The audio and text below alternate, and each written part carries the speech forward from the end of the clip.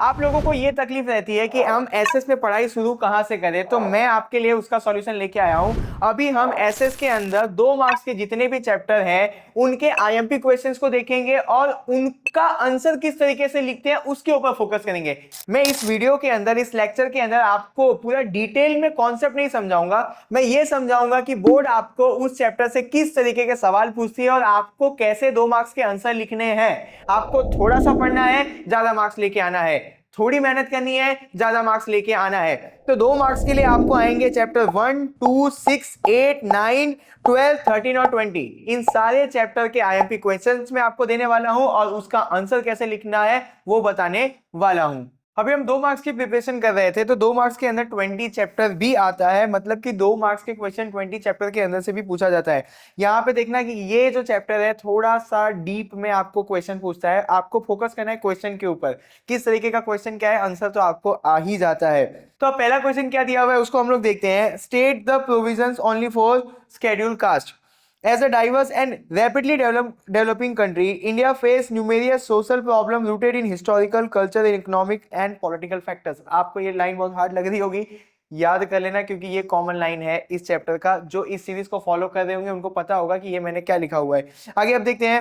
अब आपको इस तरीके से टाइटल डालना है कि provision only for schedule caste. ये टाइटल आपको डालना पड़ेगा, तभी आप आंसर लिखोगे तो आपका आंसर बड़ा होगा और प्रोफेशनल दिखेगा। आगे देखो, तो शेड्यूल कास्ट के लिए आर्टिकल 17 है। ये क्या बताता है? Abolish the practice of untouchability and prohibited it practice in any form. Untouchability की कोई भी प्रैक्टिस कर रहा है, मतलब छुआछात जैसा कोई भी देश के अंदर कर रहा है, तो आर्टिकल 17 से उसको क्या मिलेगी? पनिशमेंट मिलेगी और इसको भी क्राइम माना जाएगा। आगे, according to article 25 guarantee the right to religious freedom to all people.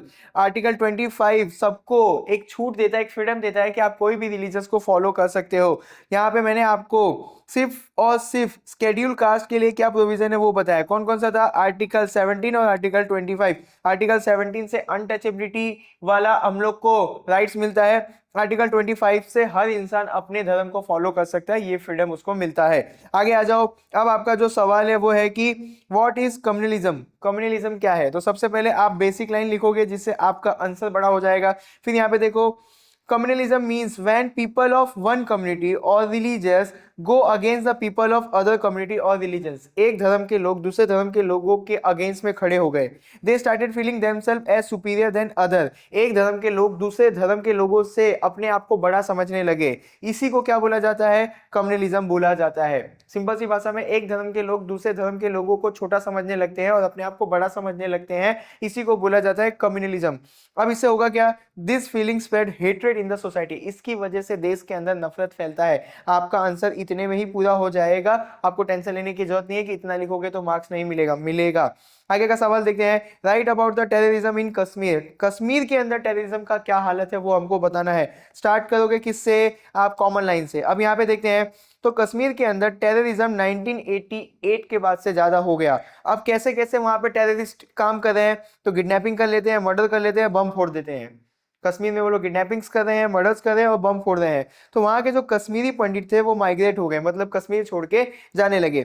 Kashmir छोड़ के जाने लगे और वो कैसे रहने लगे? रेफ्यूजी जैसे रहने लगे। रेफ्यूजी का मतलब होता है कि वो इंसान जो वहां से निकल रहा है उसको वो प्लेस सेफ नहीं लग रही है। अब सेफ नहीं लग रही है तो कश्मीर के अंदर वो प्लेस सेफ क्यों नहीं लग रही है? टेररिज्म की वजह से सेफ नहीं लग रही है। ऐसे लोग फिर वो जगह छोड़ के किसी और सेफ जगह पे चले जाते हैं, इसको बोलते हैं हम लोग रेफ्यूजी। तो वहां की फैमिली एज ए रेफ्यूजी वहां से निकल गई। Terrorism in Kashmir is supported from across the border. Terrorism Kashmir के अंदर आ कहां से रहा है? अक्रॉस द बॉर्डर, मतलब पाकिस्तान से आ रहा है।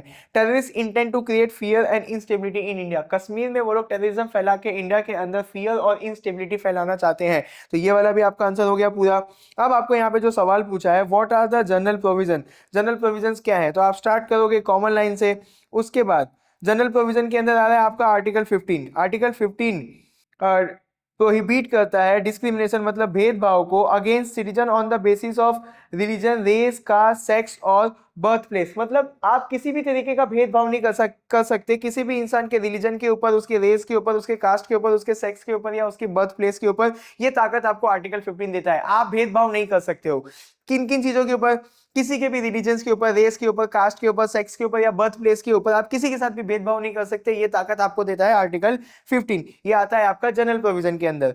अब देख लो जनरल प्रोविजन के अंदर जो दूसरा आर्टिकल है आर्टिकल 29, इससे हमको क्या सीखने को मिलता है।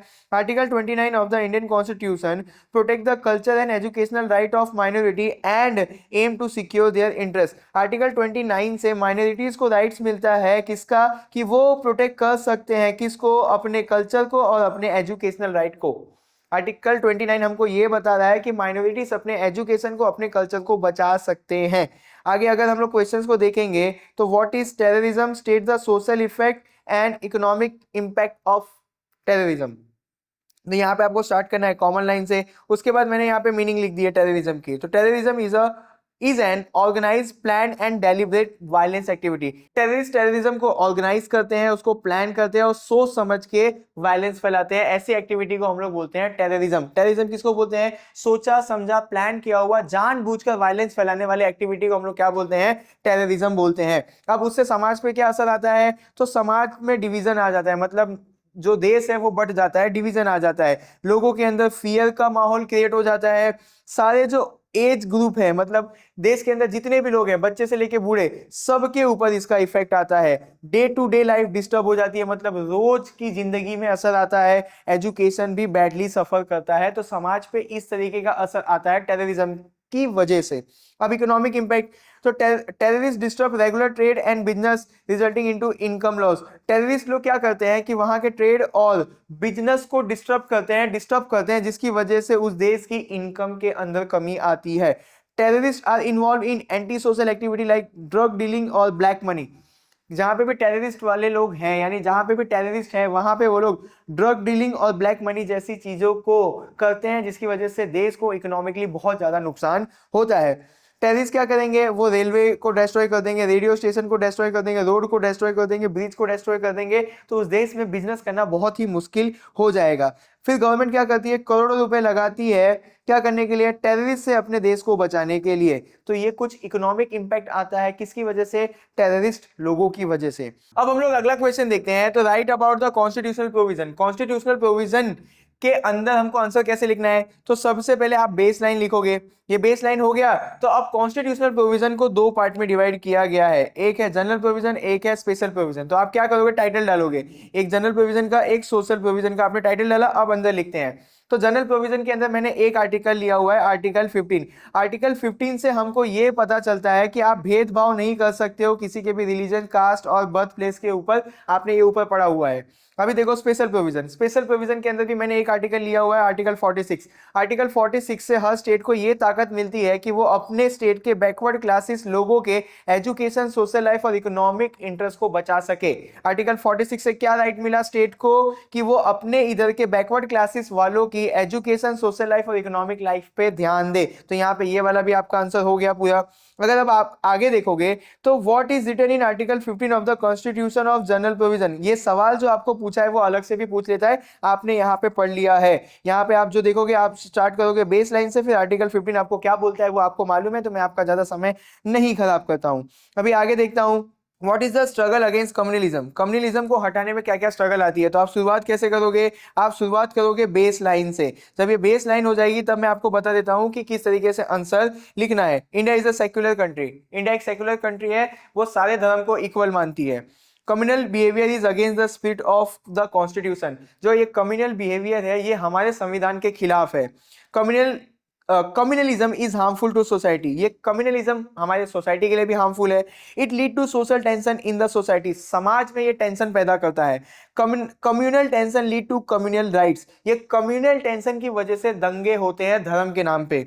Communalism is detrimental to democracy and development of the nation, मतलब सीधी सी भाषा में बताऊं तो कम्युनलिज्म की वजह से देश के डेवलपमेंट को भी हार्म होता है और देश को भी हार्म होता है। वही बात यहाँ पे लिखी थी। देखो मैंने 1 2 3 4 5 6 पॉइंट लिख दिए हैं, बट ये सारे 6 पॉइंट छोटे छोटे हैं, इसीलिए आपको इतना कंटेंट तो लिखना पड़ेगा, तभी आपको बोर्ड 2 मार्क्स देगी।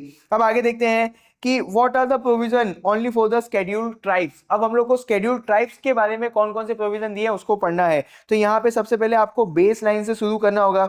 जब ये बेस लाइन हो जाएगा तब अपने को आंसर के अंदर ये ऐसे टाइटल लिखना पड़ेगा, किस चीज का, कि शेड्यूल्ड ट्राइब के क्या क्या प्रोविजंस है। तो यहाँ पे मैंने आर्टिकल 19 के बारे में आंसर लिखा हुआ है। तो आर्टिकल 19 आपको क्या सिखा रहा है वो देख लेते हैं। Article 19 of the Indian constitution discuss the fundamental right to freedom, सबको जीने का अधिकार है, राइट टू फ्रीडम। किससे पता चलता है? आर्टिकल 19 से। आर्टिकल 9 और 5 empower the state governor to restrict the movement of the outsider and prevent them from settling in the area of tribe. Article 19(5) governor को ये ताकत देता है कि वो किसी भी आउटसाइडर को ट्राइब वाले एरिया में सेटल ना होने दे। आर्टिकल 19(5) गवर्नर को ये ताकत देता है कि वो किसी भी आउटसाइडर को ट्राइबल एरिया में सेटल ना होने दे। ये पहला आपने आर्टिकल देख लिया। Article 9(5) gives scheduled tribes freedom to acquire property or to carry out any business or trade। Article 9(5) schedule tribe वालों को ये फ्रीडम देता है कि आप कहीं पे भी प्रॉपर्टी खरीद सकते हो, कोई भी बिजनेस और ट्रेड इंडिया में कर सकते हो। तो यहाँ पे मैंने only provision for schedule tribe का भी आपको बता दिया। अब यहाँ पे एक क्वेश्चन है, राइट अबाउट रेबेलियन। तो आप इसका आंसर कैसे लिखोगे? पहले आप लिखोगे बेस लाइन, उसके बाद रिबेलियन का दूसरा नाम होता है इंसर्जेंसी। मैंने यहाँ पे जानबूझ के इंसर्जेंसी लिखा हुआ है ताकि आपको अगर इंसर्जेंसी के बारे में पूछा जाएगा तो आपको पता होना चाहिए रिबेलियन के बारे में ही बात हो रही है। It is a domestic national problem, ये एक देश के अंदर का प्रॉब्लम है। Insurgency is a movement with the goal of a political change. Insurgency होती क्यों है? वो लड़ाई कर रहे होते हैं, क्यों? उनको पॉलिटिकल चेंज लाना होता है, उनको गवर्नमेंट बदलनी होती है। The goal of insurgency is to challenge and change the current government. इनका मेन मकसद क्या होता है?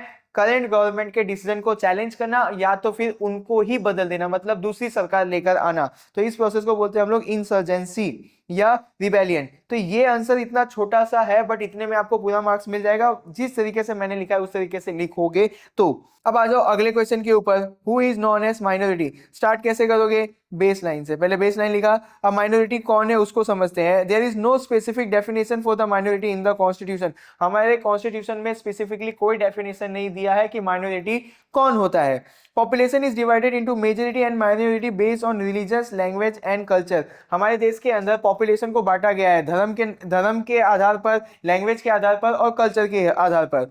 The follower of the Hindu religion are larger in number and are regarded as a majority. India के अंदर धर्म के, अगर आप धर्म के उससे डिवाइड करोगे, अगर धर्म के बेस से आप डिवाइड करोगे तो हिंदूज जो हैं वो इंडिया के अंदर मेजोरिटी हैं। On the other hand follower of different religion are smaller in number and hence as the religious minority. और धर्म के आधार पर अगर आप कंपेयर कर रहे हो तो बाकी जो धर्म होंगे वो माइनॉरिटी के अंदर आएंगे इंडिया के अंदर। तो माइनॉरिटी का कोई भी क्लियर कट डेफिनेशन नहीं है। किसके ऊपर हम लोग माइनॉरिटी मेजोरिटी करते हैं? रिलीजियस, लैंग्वेज और कल्चर के ऊपर। क्लियर है? अब आगे का क्वेश्चन देखते हैं। Why is terrorism is a global problem and how has it affected the lives of the Kashmiri people?